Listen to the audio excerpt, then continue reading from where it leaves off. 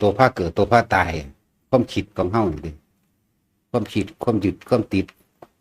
ความปรุงความแต่งอยากให้เป็นจังซั่นอยากให้เป็นจังซี่นี่เด้มันเป็นตัวอื่นเด้ร่างกายบ่รู้เรื่องน้ำดอก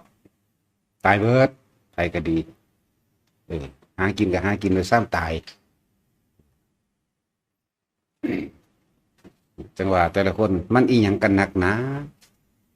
คนเฮาเกิดมาอยู่ร่วมกันเป็นสัตว์สังคมอาศัยอยู่ร่วมกันแต่ว่าร่างแก่ข่มเหงกันเอาเปรียบกันอยากเก่งอยากไงอยากดีอยากมีอำนาจเฉพาะตนเองเห็นบ่เป็นทางสั้นอีดีได้แบบนี้แต่ว่าบ่รู้คืออวิชชานั่นแหละคือบ่รู้ว่าความคิดความกังวลความอะไรความหวังความอยากอารมณ์ความรู้สึกเป็นตัวภพ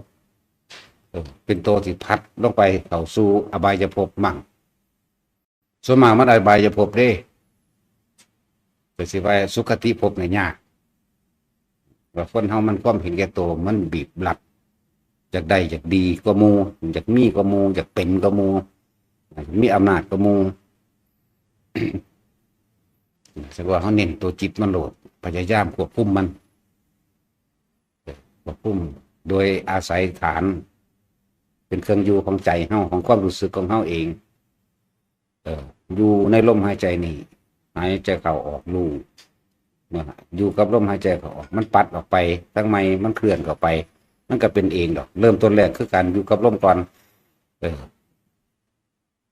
แล้วลมมันก็คอยการหายไปก็มีอาการปิติเกิดขึ้นหลายๆอย่างในปิติจุดเริ่มต้นของเข้าเอาอาการปิติมาไว้ตรงกลางระหว่างคิ้วตรงกลางระหว่างคิ้วตรงกลางระหว่างหน้าผากนั่นแหละอุณาโลมก็ดีเฝ้าถ้าความรู้สึกนี่ยังอยู่ในตัวของเองอยู่พบมันก็เกิดบ่ได้เพราะว่ามันเป็นอุเบกขาแม้นสิเป็นอุเบกขาเวทนามันก็ยังมีพบอยู่แต่ว่าเป็นภพทั้งพรหมจิตของพรหมสิเป็นอุเบกขาได้พวกนี้ บ่ท่านได้เดินปัญญาแต่ว่าบาดนี้พวกเฮานั่นเกิดมาพบพ่อคำสอนพระพุทธเจ้าแล้วพระองค์นำความจริงออกมาเว้าแล้วนำความจริงออกมาให้เฮาคิดหน้าตามแล้วก็เห็นตามความเป็นจริงแล้วมันก็เลยเกิดกลายเป็นว่าสมถะกับวิปัสสนาแบบสมถะทำให้จิตว่างวิปัสสนาทำให้ว่างจากจิตว่างจากการกระทบเพราะว่าการเห็นความบ่เที่ยงแท้แน่นอนความบ่จีรังความบ่ยั่งยืนเห็นความอารมณ์ที่มันเปลี่ยนไปเปลี่ยนมาบัดนี้เขาก็เลยพยายามควบคุม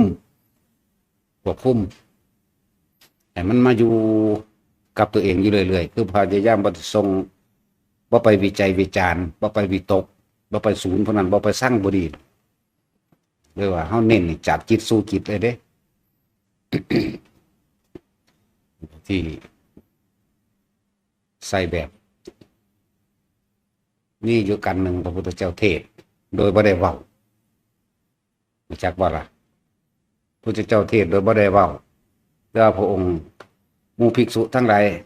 นั่งท่านั่งรอพระพุทธองค์ไปแวะดึงเอาเหงาบัวมาจังใดพูดแล้วหากบัวก็มีตมก็ติดอยู่จักบ่ล่ะดอกบัวก็มีบานแล้วพร้อมมานั่งลงแล้วก็เด้ไปให้ผู้นั้นเบิ่งเด้ไปยื่นอ้อมภิกษุเป็นพันคนเด้บ่มีผู้ใดเข้าใจจักองค์ไหมขณะพระอรหันต์เด้มันธรรมดาเลยมีผู้เข้าใจอยู่ผู้เดียวพระมหากัสสปะผู้เดียวเท่านั้นพระมหากัสสปะนี่สะเทือนใจขึ้นเลยสะอึกสะอื้นกันนะแล้วเขาก็เถียงว่าพระอรหันต์บ่ให้หรอก พระอรหันต์บ่ให้หรอกแต่ว่าสะเทือนอยู่สะเทือนขันมันทำงานมันฟุบลงก็ไปสู่ขันอันเก่ามันผู้ใดมันสะเทือนขึ้นมาซื่อๆเด้นั่นน่ะคือเฮาเห็นว่าคือเฮาเห็นหลวงตาให้มันหลายองค์ก็ดอกแต่แม้แล้วเขาบ่เคยเป็นพระอรหันต์มันจักแมงหยังพระอรหันต์ไม่ร้องไห้พระอรหันต์ไม่หัวเราะเพิ่นบ่ได้ให้ขันมันทำงานกายมันทำงานพอว่ามันอัปทานเข้าไปเจอกันแต่อัปทานมันยังบ่พากันรู้จักมันเข้าไปสู่จุดเริ่มต้นมัน